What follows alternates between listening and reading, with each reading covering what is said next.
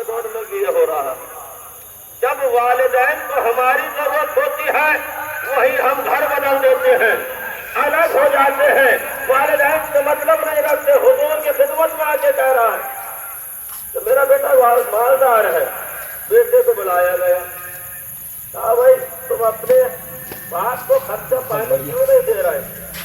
تو بیٹے نے کہا یا رسول اللہ میرے پاس تو کچھ ہے یہ نہیں، بہت بڑی چیز ہے یار، میں کہاں سے دوں؟ ہر سال بنے نا ہر سال اپنے بچے نہیں پڑھ رہے، ابھی لوگ آ رہے ہیں۔ یعنی صاحب دولت ہوتا ہوا کہہ رہا ہے جس سے نبی سے کہہ رہا ہے کہ میرے پاس کچھ نہیں ہے، امن یا کسی اور سے کہتے تو سمجھ میں آ جاتا، وہ نبی جو آپ کے علم غیب کا علم رکھتا ہے،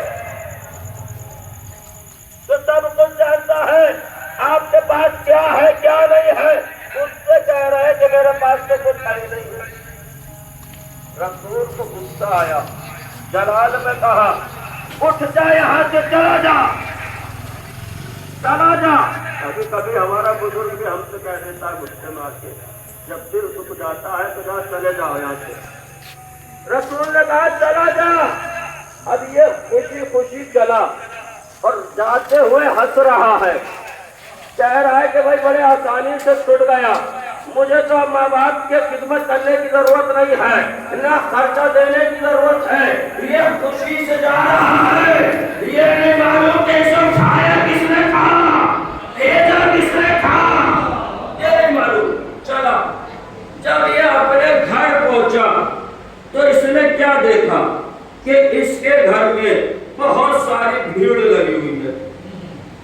لیکن اس سے پہلے اور میں بیان کروں، جب یہ یہاں سے چلا تو اس نے گودام میں کچھ غلہ اکٹھا کر رکھا تھا۔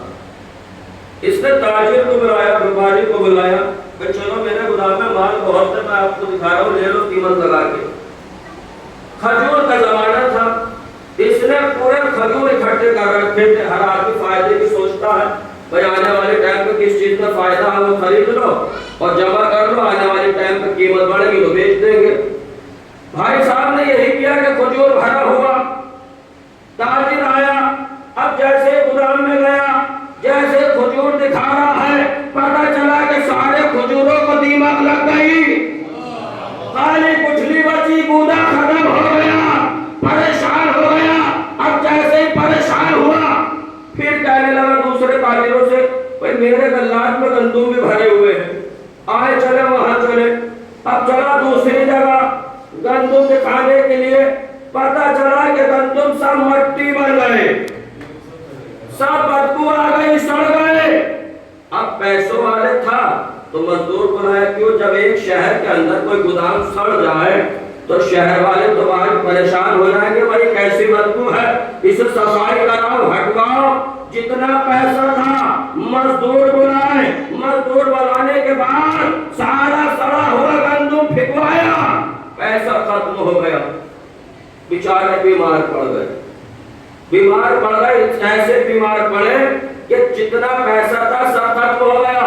انہوں نے سوچا کہ لاؤ میں نے درہم اشرفیہ رکھی ہے، اپنے علاج پر میں ان کو لگا لیتا ہوں۔ جیسے ہی اشرفیہ کو لینے کے لیے آگے بڑھا، پتہ چلا کہ وہ راکھ بن گئی، راکھ بن گئی۔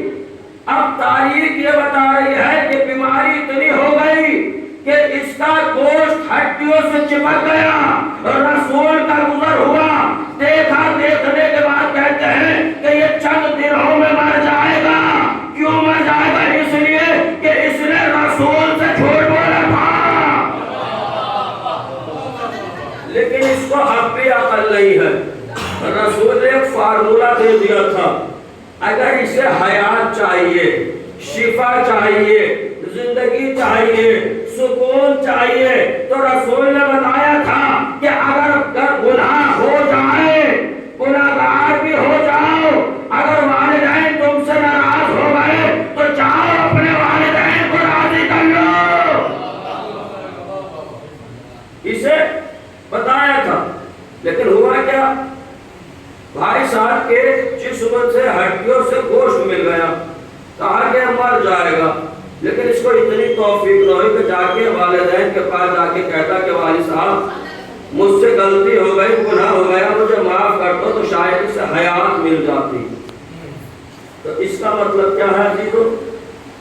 حضور نے والدین کے مقام کو بتایا، مرتبہ کو بتایا کہ والدین کا مرتبہ کتنا بلند ہے، کتنا بابرکت ہے. والدین اگر گھر میں موجود ہے کہا کہ جاؤ، اگر ناراض ہے تو جا کے معافی مانگو، راضی ہو گئے تو تمہیں حیات مل جائے گی، تمہارے گناہ معاف ہو جائیں گے، تمام کام تمہارے اچھے ہو جائیں گے. ہم چلے ڈاکٹروں کے پاس، ہم چلے مالداروں کے پاس، ہم چلے ذمہ داروں کے پاس، ہر جگہ جا سکتے ہیں. اگر نہیں جا سکتے تو والدین کے پاس کیوں؟ اس لیے کہ ہمارے والدین ہم سے ناراض ہیں. امام یا اگر آپ کو کامیابی چاہیے تو والدین جو ناراض ہو گئے راضی کر لو، کامیابی کچھ مل